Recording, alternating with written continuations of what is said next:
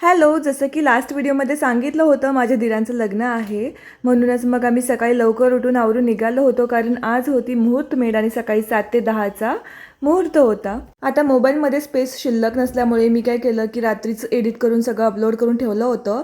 त्यामुळे उशिराने झोपले. मग सकाळी काय फक्त स्वतःचं आवरून निघाले, त्यामुळे नाश्ता बाहेरच केला. आता रीती आणि परंपरेनुसार घरात येणाऱ्या सगळ्या शिदोऱ्या ज्या होत्या त्यांच्यावरून तुकडा ओवाळून टाकून आतमध्ये घेतला. उंबराच्या झाडाची पूजा केली आणि त्याची एक फांदी घेऊन आलो पूजेसाठी.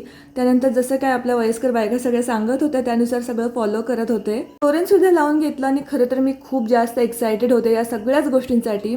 जात्याला वगैरे सगळीकडे असं मस्त हळद कुंकू लावून पूजा करून घेतली आणि त्यानंतर हळद दळायला घेतली.